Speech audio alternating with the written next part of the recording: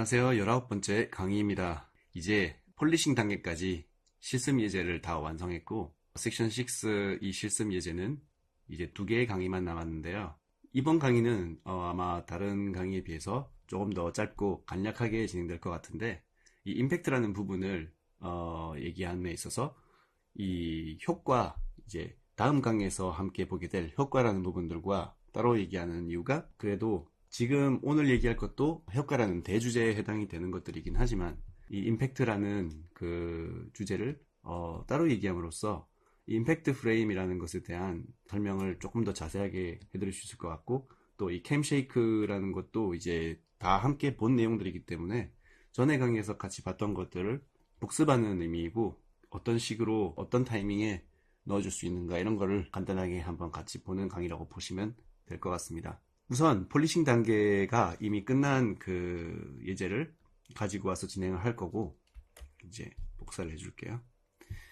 이 폴리시 단계가 끝난 파일 자체가 이제 여러분이 보시기에 폴리싱이라는 단계가 끝나고 나면 그 퀄리티나 그 완성도 자체는 약간 천차만별이라고 할 수 있어요. 왜냐하면 폴리싱이라는 단어 자체가 전에 제가 얘기를 했던 것처럼 굉장히 포괄적인 단어이고, 이 폴리싱을 어디까지 할 수 있느냐는 사실 한계가 없기 때문에, 클린업이 다 끝난 작업이 이제 폴리싱이 끝난 작업일 수도 있고, 제가 지금 빠르게 제작한 이 예제처럼 어느 정도 이제 애니메이션에 그 각이 나오고 그 캐릭터들의 윤곽이나 이런 게 만족스러울 정도로 나온 것까지가 이제 폴리싱의 완성 단계라고 보신다면, 그게 이제 폴리싱의 완성이라고 할 수 있고요. 이제 이 폴리싱 단계에서는 저는 어느 정도 이렇게 그림 자체가 완전하게 깨끗하게 그려지진 않은 상태로 폴리싱을 완성을 했는데요. 여러분이 이제 연습을 하실 때는, 또는 이제 작업을 하실 때 이 폴리싱 단계를 조금 더 이제 그림을 세밀하게 그려서 더 예쁘게 하시는 것도, 이제 폴리싱 단계에서는 망설임이 없어도 된다는 말을 하고 싶었습니다. 그러니까 레이아웃이나 러프 블로킹, 타이다운 단계에서는 어느 정도 이제 디테일에 집착하기보다는 조금 더 전체적인 것들을 봐야 되고, 폴리싱 단계에 들어왔을 때는 이 캐릭터가 막 주렁주렁 많은 디테일이 달려있다거나, 아니면은 그 캐릭터의 그림을 정말 완성에 가깝게, 자기가 생각하는 가장 마지막 단계에 가깝게 그려주고 싶다면 그렇게 해야 되는 단계였기 때문에, 이 폴리싱 단계에서 제가 지금 제작한 이런 비주얼보다 더 이제 완성도가 높은 비주얼이 나왔다면, 그거는 이제 폴리싱 단계에서는 오히려 좋은 것이고 문제가 되지 않는 부분입니다. 자, 이렇게 폴리싱 단계까지 했던 파일을 들고 와서 이제 먼저 이제 임팩트 프레임 같은 것들을 생각하기 전에 먼저 이 캠쉐이크부터 넣어줄 건데, 약간 불행히도 지금 제가 제작한 이 씬에서 저는 카메라 캠쉐이크가 어디에 들어가야 되느냐 하는 걸 생각을 했을 때 그렇게 이제 그 장소가 많아 보이지가 않아요.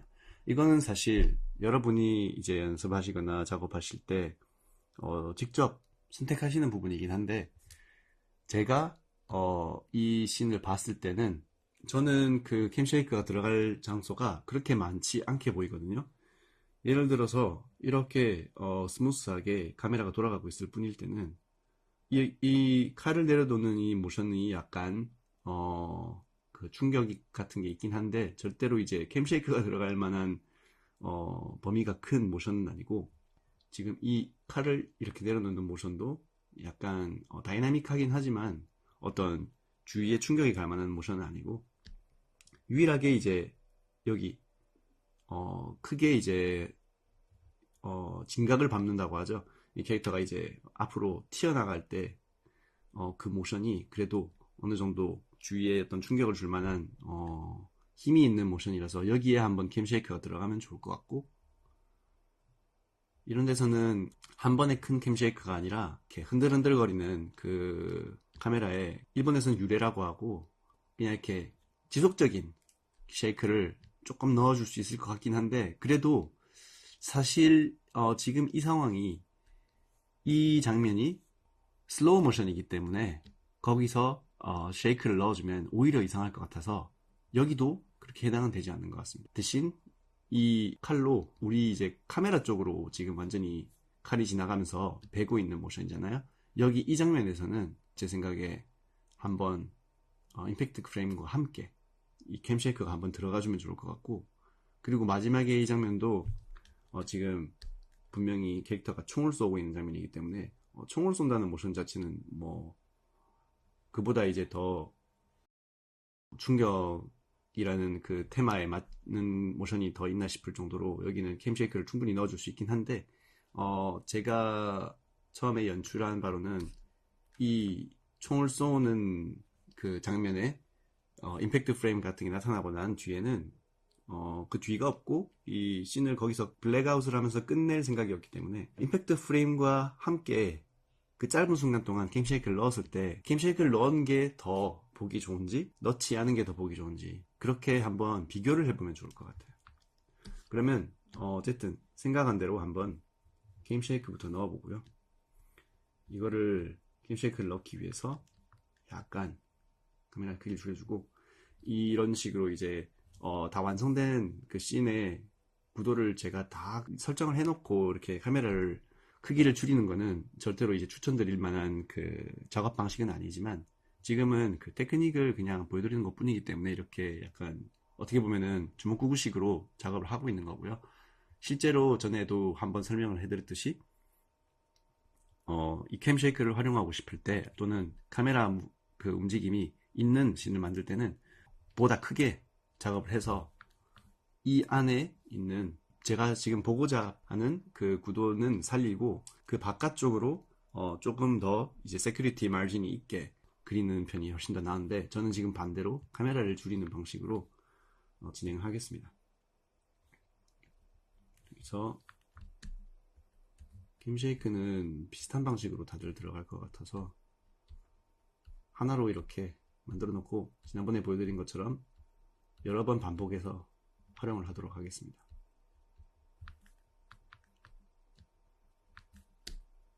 이런 식으로 횟수가 많은 것 같기도 한데, 그래서 여기서 캐릭터가 튀어나가는 이 순간에 맞춰서 이 TV 페인트의 이제 카메라 툴 자체가 다시 말씀드리지만 절대로 편한 툴이 아니고 그렇게 잘 만들어진 툴이 아니어서 이런 식으로 작업을 해야 된다는 거는 정말 이 TV 페인트만의 약간 특징이긴 한데, 씬이 여기까지가 마지막이기 때문에 이게 마지막 프레임이죠. 마킹을 해놓고 이 전체 길이를 다 같이 생각을 해줘야 됩니다. 정말 특이한 작동 방식이에요. 그렇게 마음에 들진 않는데, 여기서 캠쉐이크가 한번 일어나주고 방 여기까지, 그리고 여기까지는 움직임이 없다가 여기 잘라내는 모션에서 다시 한번 제로로 돌아오겠습니다. 제로로 돌아와서 여기서 다시 캠쉐이크 한번, 그리고 마지막에 탕 하고 쏘는 모션에서 캠쉐이크 한 번인데, 여기 이 프레임들을 추가를 미리 해줘야겠네요. 임팩트 프레임을 이 마지막 프레임들이 없으면 카메라가 이 프레임을 무시를 하기 때문에 여기 뭔가가 있어야 돼요. 러프 타이다운 단계에서는 이 임팩트 프레임들이 이렇게 보시는 바와 같이 이런 임팩트 프레임이 그려져 있었는데, 이것들을 표시를 없애고 지금 그 폴리싱 작업을 했기 때문에 마치 전체 씬이 짧아진 것 같은 식으로 인식을 하는 거거든요, TV 페인트가. 그래서 이 마지막 프레임까지 얘가 인식을 할 수 있게 새로운 비어있는 레이어도 추가를 해서 이렇게 끝까지 해주면 이 그래프가 이렇게 뒤가 약간 남게 되죠. 이런 것도 하나하나 조심해줘야 되고요. 이렇게 제로까지 돌아와서 마지막에 캠쉐이크, 이렇게 하면 어떻게 보이는지 한번 확인만 해봅시다.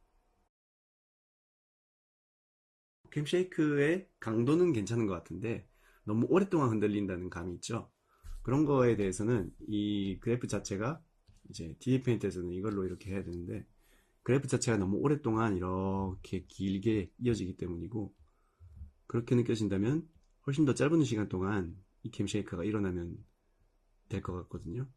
더 이렇게 짧게 오래 지속되지 않게 이런 식으로 설정을 해주고 다시 한번 보겠습니다. 우선은 괜찮은 것 같고요. 이 캠쉐이크 자체가 이제 제가 누누이 말씀드리지만 TV 페인트의 이 카메라 툴이 그렇게 좋은 툴이 아니고, 여기서 조금 더 이제 자기가 원하는 방향으로 조정을 한다든가 하는 거에 대해서는 이제 여러분에게 맡길 수 있을 것 같고, 여기 이 아래 위 모션이 너무 직선적이고 단조롭다라고 느끼실 때는 이런 식으로 약간 트래젝토리를 이렇게 약간 벌려주시면은 이 움직임이 너무 아래 위가 아니라 약간씩 이렇게 흔들리는 방향이 달라질 수 있기 때문에 그것도 괜찮고, 여기서 이제 임팩트 프레임 같은 것들을 우리가 원하는 장소에 어디에 넣으면 좋을지를 생각하면서 몇 개 추가를 해줄 건데요. 임팩트 프레임의 경우에도 크게 지금 해당이 되는 곳이 몇 군데밖에 없기 때문에 사실상 이 연출 자체가 임팩트 프레임을 보여드리기 위해 최적화된 그런 연출 씬은 아닌데, 넣어도 되고 안 넣어도 된다는 게 사실 가장 큰 특징이기 때문에 여러분이 어떤 장소에 넣었을 때 여기에 넣으면 멋있겠다 라는 생각이 들었다면 그 임팩트 프레임 같은 것들을 추가해 줄 수 있고, 이 전체 연출씬에서 임팩트 프레임이 굳이 들어가서 더 멋있어질 만한 장소가 없다 그러면은 넣지 않으시는 게 정답입니다. 그렇지만 만약에 넣는다면 어떤 장소에 저는 넣었을 것이고 어떤 식으로 넣을 수 있는지를, 여기 첫 번째 이 전체 초반부에서는 딱히 그게 들어갈 만한 장소가 없을 것 같고, 여기 이 절단하는 모션, 이 칼이 우리 앞을 훅 지나가는 모션 뒤에 이렇게 제가 그 캐릭터나 이런 건 다 비워놨어요. 여기 일부러 이제 인비트윈이나 포즈를 굳이 그리지 않은 이유가 여기에 임팩트 프레임을 넣을 계획이 있었기 때문인데요. 그러면은 아까 처음에 맨 위에 새로 만들었던 이 레이어를 사용을 해서 보여드리도록 하겠습니다. 이거는 밑에 늘려놨으니까 필요가 없고요. 이 레이어를 사용해서 보여드릴 건데요. 이 첫 프레임에 프레임을 잘 보시면은 지금 엑스포지션이 2프레임 동안 나타나고 있죠. 이 그림이요. 파란 캐릭터의 신체 일부가 여기 이렇게 보이고 있고, 지금 이렇게 칼의 움직임에 의해서 약간 스트레치된 이런 의미불명한 장면인데, 이 장면의 의미를 가지게 하기 위해서 임팩트 프레임을 넣어줄 거고, 그 임팩트 프레임이 나타난 뒤에 뭔가 강한 시각적인 효과가 나타났기 때문에 이 뒤에 이 캐릭터가 전에 있던 구도와 완전히 다른 포즈를 취하고 있고 더 멀리 있어도 많이 이상하지 않게 느껴지게 할 수 있는 약간 연결을 해주는 역할을 할 건데요. 이 프레임에서는 완전히 제가 검은색으로 임팩트 프레임을 만들기 위해서 이 절단하는 그 효과, 하얀 FX 외에 모든 것들을 이렇게 가릴 수가 있어요. 이러면 마치 섬광이 눈에 보이는 것 같은 그런 효과가 나타날 텐데, 이 장면을 바로 보여줄 수도 있고, 제 생각에는 근데 이전에 보이던 이런 정보들이 눈에 들어오는 게 굉장히 중요한 것 같아요. 이 중요한 정보가 몇 개 있고, 이 지평선과 이 파란 캐릭터의 팔의 위치라든가 이런 것들이 지금 필요하기 때문에 이 두 프레임의 엑스포지션 중에서 첫 번째 프레임은 이대로 보여주고 그 다음 프레임에서만 이 모든 걸 가리는 식으로 1프레임 단위로 이렇게 나눠서 이 프레임부터, 두 프레임 중에서 두 번째 프레임부터 임팩트 프레임을 시작하도록 하겠습니다. 그리고 그 다음 프레임을 넘어갔을 때는 이제 그 주인공 캐릭터가 사라진 텅 빈 프레임이 됐는데, 여기서는 그 전의 프레임을 잘 보면서 이런 식으로 어디 있었는지 확인을 하면서 요 잘려나가는 모션 자체를 임팩트 프레임 식으로 그 칼의 섬광만 이렇게 딱 표현을 해줄 거예요. 다른 거는 다 보이지 않게 하고 섬광만 이렇게 다이나믹하게 그 궤적의 방향을 잘 지키도록 조심해 주셔야 되고요. 이런 식으로 이 세 프레임의 임팩트 프레임이 나타나고 난 뒤에는 지금 잘라내는 방향 자체가 이렇게 가기 때문에 칼이 여기 있잖아요. 그러면은 이런 식으로 가도 되고요.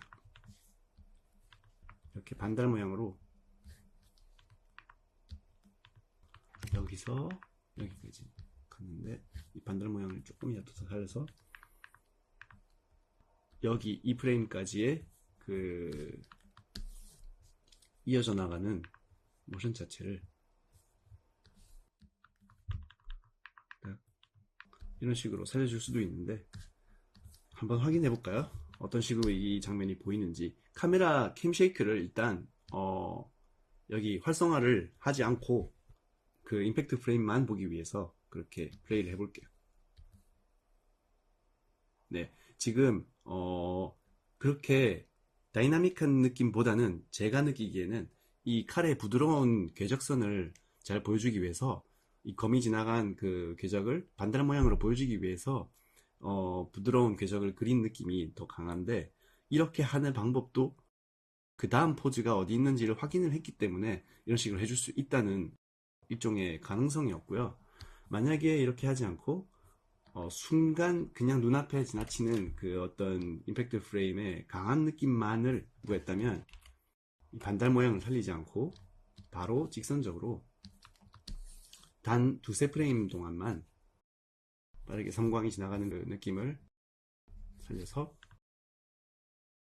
마지막 프레임은 이 승광이 벌써 완전히 얇아져서 사라지는 그런 다이나믹한 느낌을 주면서, 그 다음 프레임에 이 캐릭터가 나타날 때는 어떻게 막 반달 모양으로 이런 궤적을 남겨놓지 않고 이미 다 사라지게, 그러니까 시각적으로 콘트라스트가 크면 클수록 우리가 느끼는 어떤 다이나믹한 느낌이나 그 속도 이런 것들이 더 과격하게 느껴지기 때문에, 시각적으로 전에 있었던 것과 이어지는 뭔가를 남겨두면 더 스무스하고 부드러워지고, 검은색 배경에 흰색으로 이렇게 궤적이 날아가던 이런 장면에서 갑자기 이렇게 전혀 상관없어 보이는 장면으로 넘어갔을 때는 그 연결이 잘 된다면 그 둘 사이의 그 괴리감 때문에 더 다이나믹해질 수 있고, 잘못됐다면 그 괴리감 때문에 이해하기 힘든 모션이 될 수 있기 때문에 활용하기 나름이라는 거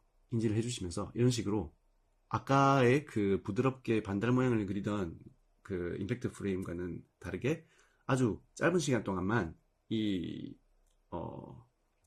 빠른 그 칼의 궤적이 느껴지는 그런, 말 그대로 딱 임팩트 프레임 같은 활용이 되었습니다. 이렇게 할 수 있고, 이 칼을, 이 앞을 지나가는 이 모션에 대해서는 딱히 이 외에 제가 크게 변형해서 보여드릴 수 있는 방법이 많지는 않은 것 같아요.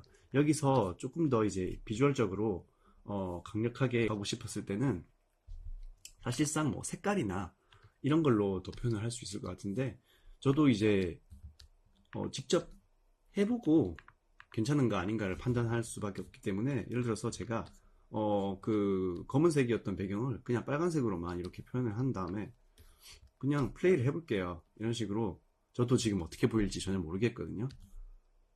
네, 뭐 이거를 약간 잔인하고 굉장히 순간적으로 우리에게 시각적인 충격을 줘야 되는 장면이었을 때 빨간색으로 이렇게 하는 것도 나쁘진 않은 것 같아요. 충분히 할 수 있는 부분이고, 이 색이 빨간색이 아니라 다른 색이어도 되는데, 이제 색깔마다 표현하는 어떤 그런 의미들이 다르기 때문에, 빨간색 같은 경우에는 이렇게 충격을 주기가, 시각적인 충격을 주기가 좋은 색깔이죠. 어떤 잔인하거나 조금 더 이제 좀 과격한 액션이 들어갈 때 사용하기 좋은 색깔이고요. 뭐 이렇게도 가능하다는 거. 이 정도 이제 바리에이션 보여줄 수 있을 것 같고, 마지막에 이 총을 쏘는 모션에서의 그 임팩트 프레임이 결국은 가장 중요해질 것 같은데, 여기서 레이어를 아예 새로 만들어서 한번 보여드리도록 하겠습니다. 우선 전에 제작했던 임팩트 프레임을 아까 한번 확인해 봤더니, 이 투명도를 약간 올려서 밑에 그림이 보이게 한 다음에 제작을 할 건데, 이 검은색 배경에 첫 번째 임팩트 프레임은 총을 쏜다라는 모션의 가장 첫 번째 장면을 연출하고 싶어요. 그 말인즉 방아쇠를 당겼을 때 가장 먼저 일어나는 것들이 그 총 안에서 어떤 충격이나 폭발이 일어나잖아요. 그걸 표현하기 위해서 다른 모든 것들을 배제하고 우선은 이 총 안에 일어나는 이런 폭발을 이런 식으로 그 안에서 빛이 뿜어져 나오는 것처럼 이것만 이렇게 표현해 줄 건데요. 이걸 이제 안에 뒤에 그림이 하나도 보이지 않게 해서 투명도를 딱 없애줬을 때 이런 그림이 됩니다. 여기서 이렇게 간 거예요. 이해가 되시나요? 이 프레임 다음에 오는 프레임들이 이제부터 중요해지는데, 지금 이 캐릭터의 정보가 다 사라지고 이 총에 대한, 손에 대한 정보 이런 것들 다 사라지고 이 속에서 뿜어져 나오는 이 폭발에 대한 정보만 남았기 때문에 그 다음 프레임들에서는 나머지 이제 모자란 정보들을 다 가져와야 될 것 같은데요. 브리핑을 해보면서 이제 이 폭발이 밖으로 퍼져나가야 되겠죠. 앞으로 뿜어져 나오거나 이런 식으로 안에 있었던 폭발이 밖으로 뿜어져 나오게 될 거고, 어떻게 보면 약간 FX의 개념이고, 임팩트 프레임 자체가 이제 하나의 FX의 일종이라고 전에도 말씀을 드렸기 때문에 이펙트의 일종인 것과 이런 식으로 FX 애니메이션에 해당되는 것들을 안에 접목시켜야 되는 것은 당연한 거겠죠. 이 뿜어져 나온 그 빛 때문에 이제 주위에 있는 이 캐릭터의 윤곽이라든가 주위의 윤곽이라든가 이런 것들이 조금씩 보이기 시작할 거고, 그걸 이렇게 표현을 해줄 겁니다. 약간 잔인하게 약간 무섭게 보이기 위해서 캐릭터의 이 눈과 웃고 있는 입 부분만 이렇게 보이게 표현해 줄 수도 있고, 이런 식으로 가장 앞에 있는 볼륨들을 강조를 시켜주면서 투명도를 지웠을 때도 이 캐릭터 윤곽이 드러나기 시작했죠. 그러면 이 다음 프레임에서는 어떻게 할까요? 만약에 이 로직대로라면, 이 규칙대로라면 이 하얀색의 그 폭발이 여기서 한층 더, 조금 더 이렇게 앞으로 튀어나오면서 이 힘에 의해서 뭐 여기를 조금 더 밝게 해주고 이대로 가는 게 수순으로 보일 텐데, 그러지 않겠습니다. 임팩트 프레임이라는 것 자체가 제가 전에도 말씀드렸지만 눈을 아프게 해야 돼요. 왔다 갔다 그 밝은 색과 어두운 색의 그 대비를 심하게 왔다 갔다 하면서 보여주면 보여줄수록 더 다이나믹해 보이는 게 임팩트 프레임의 활용법이기 때문에 어쨌든 제가 생각하는 임팩트 프레임 활용법 중에 하나이기 때문에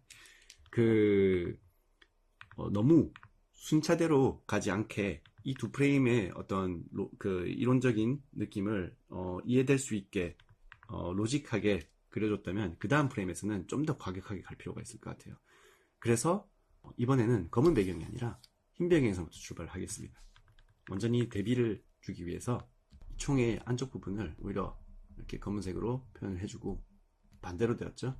검은색으로 표현을 해주고, 이 총에서 뻗어나온 빛이 화면을 다 차지해버린 것처럼 이렇게 그 주위에 어떤 쇼크웨이브, 충격파 같은 것들을 이렇게 그려주고, 그러면 이렇게 했을 때 이 전에 있었던 요만큼의 그 빛에 빛나는 이런 그 불꽃들이 이 화면을 이렇게 찢듯이 밖으로 퍼져나가는 것 같은 느낌을 자아낼 수 있게 됩니다.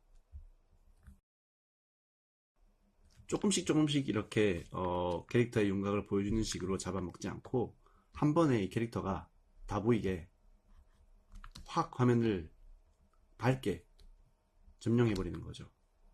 눈과 코, 입의 윤곽을 아주 단순하게만 이렇게 살려주고,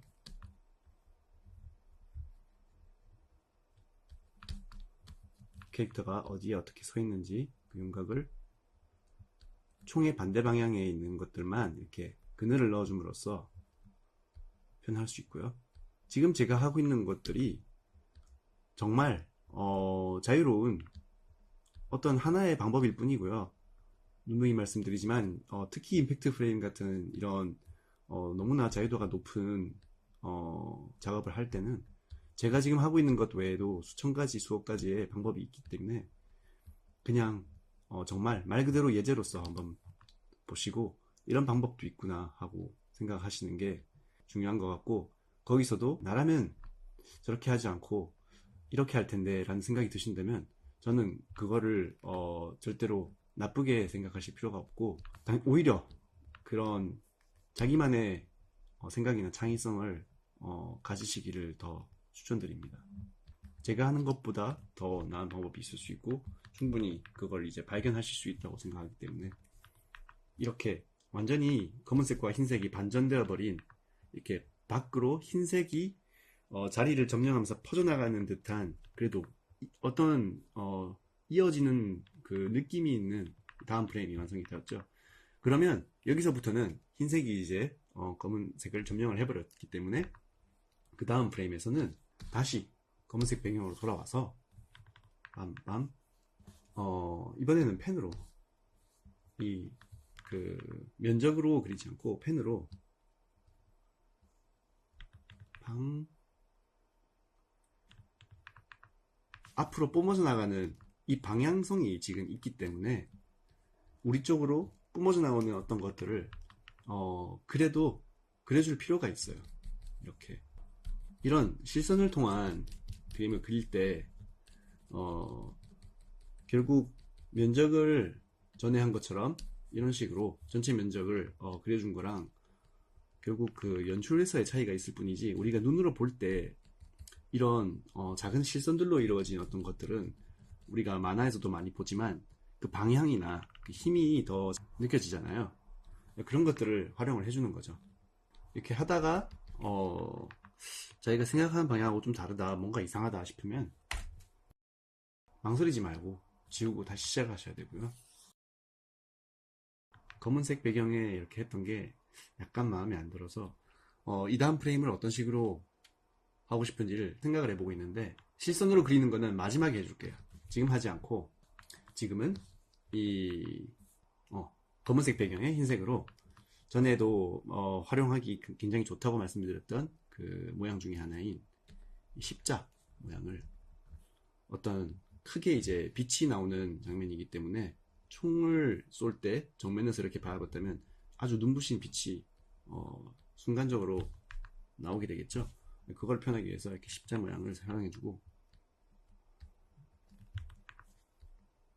캐릭터의 윤곽은 이 십자 무늬의 그 빛에 의해서 여전히 조금 이렇게 보이는 식으로 표현을 해주고, 총의 윤곽도 조금 보일 거고,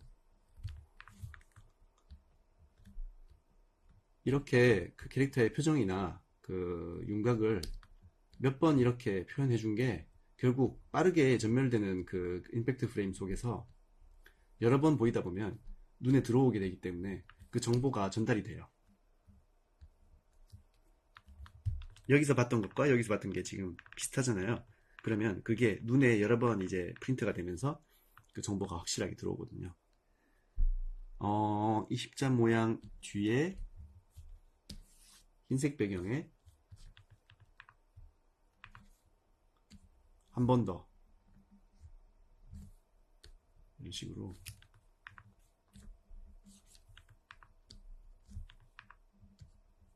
이 십자 무늬가 밖으로 폭발한 것 같은 그런 느낌을 주면서, 여기서 이제 전에 하려고 했던 그 약간 실선 효과를, 이제 이걸 할 때 중요한 게 어디를 기점으로 잡고 그 약간 소실점처럼, 예를 들어서 총의 소실점이 지금 이렇잖아요.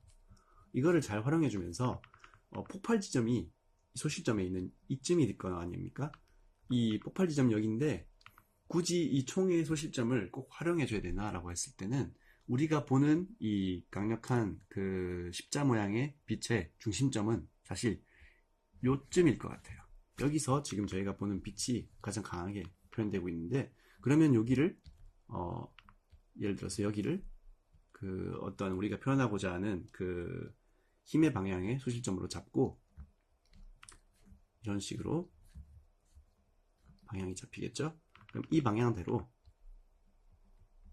이 캐릭터의 윤곽을 마치 그늘이 생겼지만 그 그늘이 이 소실점을 중심으로 이렇게 파생되는 것처럼 방향을 살려서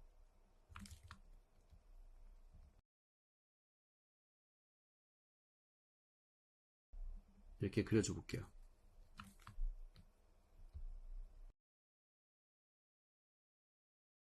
쉽지 않은 게 이 총의 이 구도와 이 소실점의 구도가 반대되기 때문에 이걸 잘 살려주려면 가끔씩 이런 식으로 끄어주면서 방향이 어디로 가야 되는지를 확인을 해주면 알기가 좀 더 쉽거든요.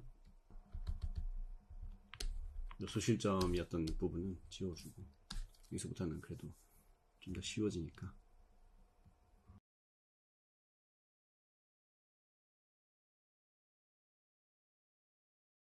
이렇게 해주면 이 십자 모양과 어우러져서 이 십자 모양이 퍼져나갈 때 이 캐릭터를 끌고 밖으로 퍼져나가는 것 같은 약간 그런 스페이싱이 완성이 되는데, 이 기존에 있었던 캐릭터의 그 라인보다 조금 더 이렇게 바깥쪽으로 그려주면 그 그늘 자체가 밀려난 것 같은 되게 다이나믹한 그림이 그려지거든요. 그렇게 하고 그 다음 프레임에서는 또다시 흰색 배경에 완전히 이제 그 선이 다 밖으로 퍼져나가는 소실점을 그대로 아까처럼 여기를 잡고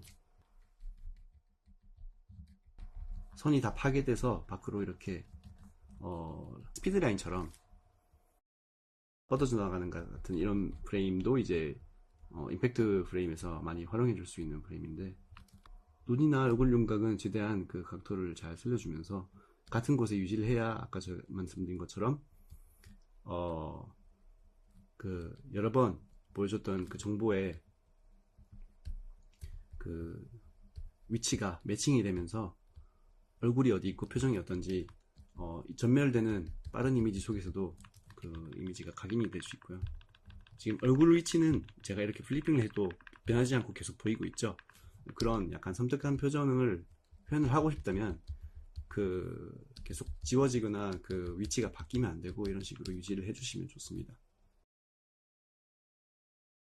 이런 실선으로 이루어진 그 임팩트 프레임을 그릴 때 어떤 식으로 해야 되냐는 어떤 팁을 드리기가 굉장히 어려운데, 사실 이런 거는 보통 꼭 애니메이션이 아니라 만화 같은 걸 그리시는 분들도 이런 장면을 많이 활용을 하잖아요.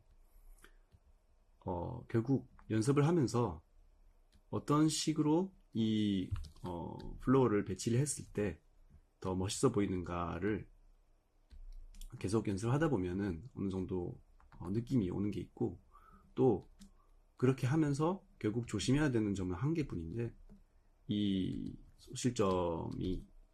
소실점이라고 자꾸 하니까 구도를 얘기하는 것 같은데, 일단 그 중심점이라는 게 소실점이라는 단어 자체가 굉장히 제일 편리하기 때문에 계속 그렇게 얘기를 할게요.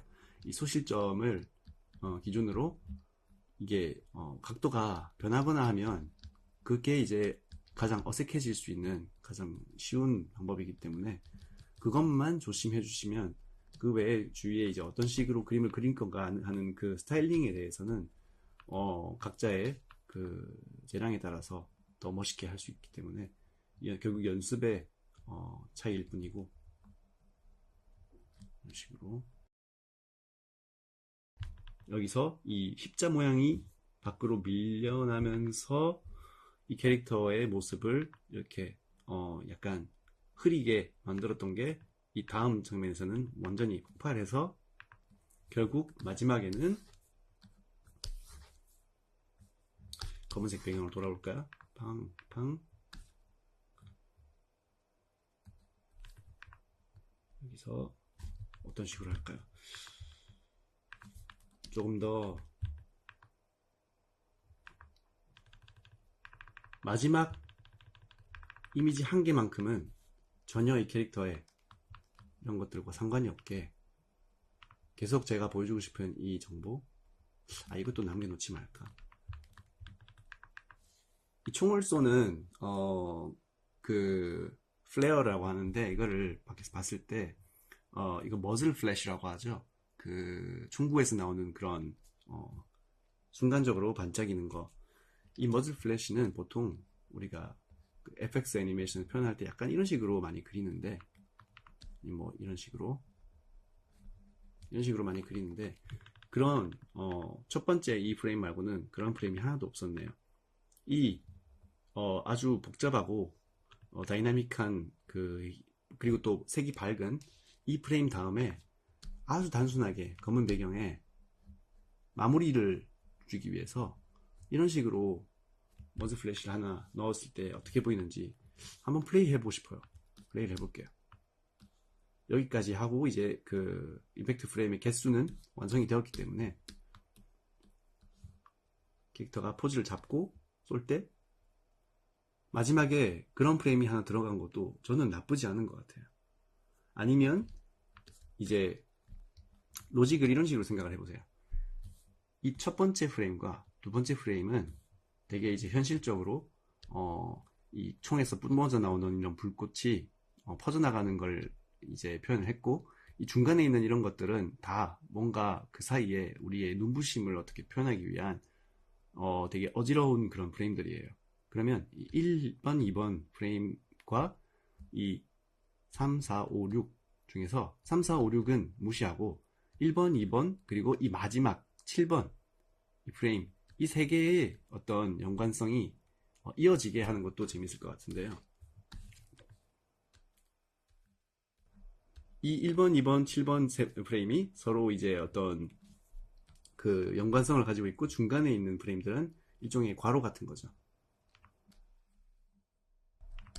이런 식으로 지금 이 프레임 다음에 네, 이렇게 할 건데, 요 세 프레임만 제가 딱 보여드리면 어떻게 보이는지를 먼저 보여드리는 게 좋을 것 같네요. 요 중간의 프레임들을 지워볼게요. 지우고 이 세 프레임만 딱 보여드리면 이렇게 생겼어요. 네, 보시는 것처럼 첫 번째 프레임에 불꽃이 시작되고 불꽃이 커지고 그 다음에 작아지고 이렇게 이 세 프레임에 연결이 되는데, 그 중간에 이런 어지러운 임팩트 프레임을 넣어줘서 1번, 2번, 7번과의 연관성은 살리고 이 중간에만 프레임을 추가해주면서 임팩트 프레임이 약간 눈을 어지럽힐 수 있게 해주는데, 그렇게 했을 때 지금은 이론에 대한 얘기를 드리는 거니까 네, 이런 식으로 했을 때 저 1번, 2번과 7번의 연관성이 저는 보이거든요.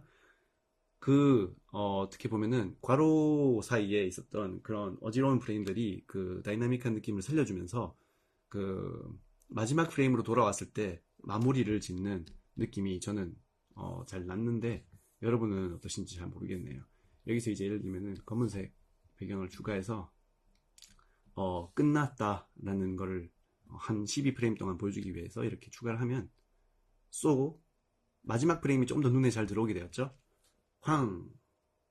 그 마지막 프레임이 겨우 1프레임 뿐인데 이제 가장 마지막으로 우리 눈에 보였던 프레임이기 때문에 검은색으로 나중에 스크린이 완전히 넘어갔을 때 우리 눈에 가장 잘 프린트되어 있는, 우리 눈에 가장 잘 인식이 박혀 있는 그 프레임이 돼요.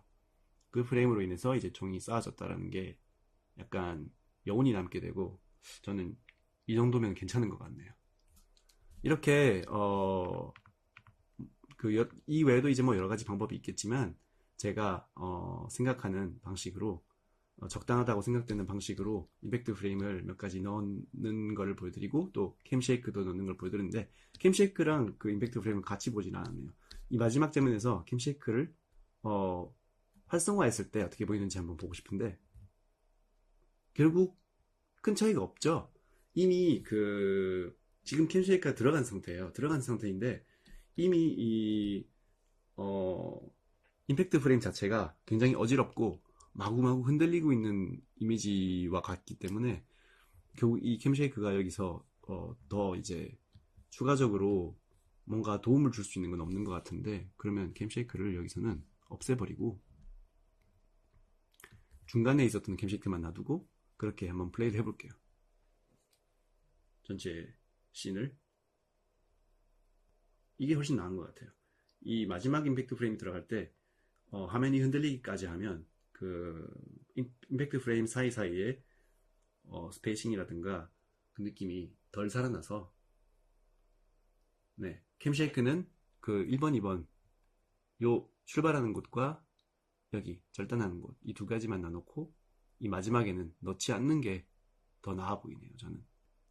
이것도 이제 뭐 캠쉐이크의 퀄리티 자체가 제가 끝까지 조정하는 것도 아니고 그렇게 높게 되지 않아서 약간 캠쉐이크가 약간 흔들흔들 좀 무르다라는 느낌이 드실 수 있고, 완성도가 아주 높은 결과물은 아니지만 어쨌든 이렇게 할 수 있다는 걸 설명드리기 위해서 강의를 준비했었고요.